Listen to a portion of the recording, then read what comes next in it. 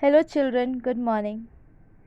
Today in English literature, I'm going to explain a beautiful poetry that is A Night with a Wolf by Bayard Taylor.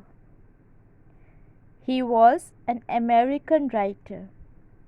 He began writing poems at a very young age. He was a traveler too. A Night with a Wolf is a beautiful poem explaining how he encountered a night with a wolf. So, here I am going to explain all the stanzas of this poem and its summary. Stanza 1. Little one, come to my knee. Hark how the rain is pouring over the roof in the pitch dark night, and the winds in the woods are roaring. In the first stanza, the storyteller or the poet both are same.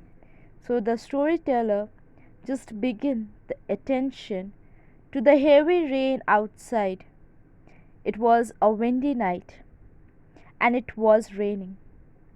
The poet or the storyteller was telling the story in a heavy rain, and the child and the storyteller were sitting in their home.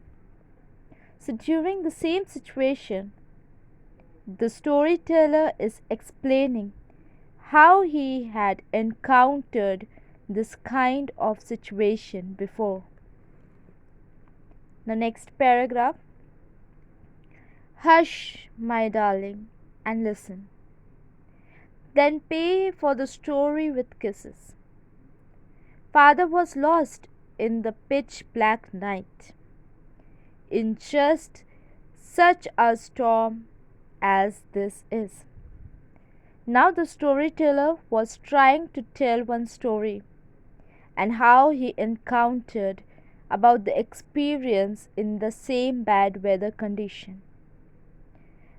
Now next stanza we'll see how the story begins. Stanza 3. High on the lonely mountain, where the wild men watched and waited, wolves in the forest and bears in the bush, and I on my path belated. Now the poet is just mentioning that he was lonely on that mountain, where the wild men were waiting for some prey, and the dangerous wolves and the bears were also waiting for something, and the storyteller was alone on that path. Next stanza.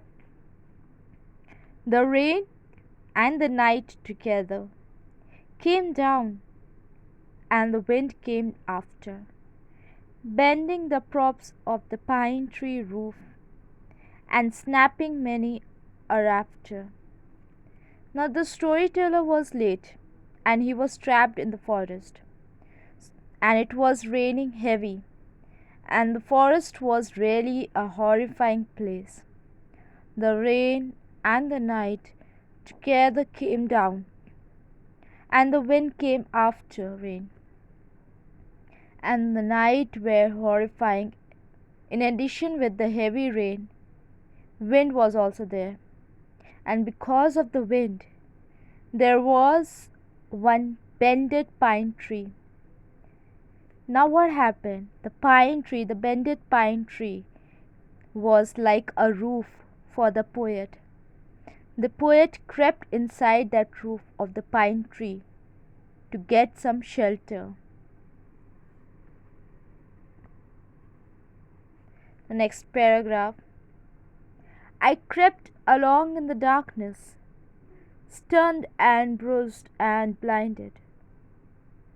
Crept to a fir with thick set boughs and a sheltering rock behind it. Here, the poet says that the darkness was too horrifying, so the poet desired to hid under the fig tree, that is, pine tree, as a sheltering rock behind it. Was very near there was one rock who was behind that poet, and he took the shelter under that fig tree, that is, under that pine tree, bended pine tree. Now, next paragraph. There, from the blowing and raining, crouching, I sought to hide me. Something rustled, two green eyes shone, and a wolf lay down beside me. Then storyteller sought a place to hide himself. Suddenly he heard a rustling sound. When he turned back, he saw two green eyes. Whose eyes were there? Yes, it was a wolf. The wolf was sitting very near to the poet. Little one, be not frightened. I and the wolf together, side by side through the long, long night, hid from the awful weather. Here in the stanza, the storyteller was comforting the child that don't be afraid, don't be worried. And the storyteller told him that how he and the wolf spent the time together under that fig tree, and they both were very friendly. The wolf did nothing to the poet. They both were hiding under the fig tree. His wet fur pressed against me. Each of us warmed the other. Each of us felt in the stormy dark. The beast and the man were brother. This is a very beautiful stanza.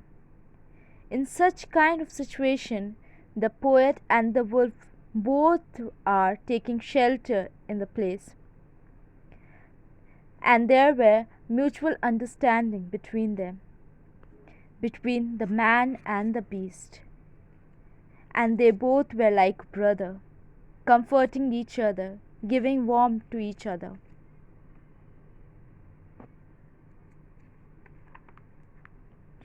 And when the falling forest no longer crashed in warning, each of us went from our hiding place, fought in the wild wet morning.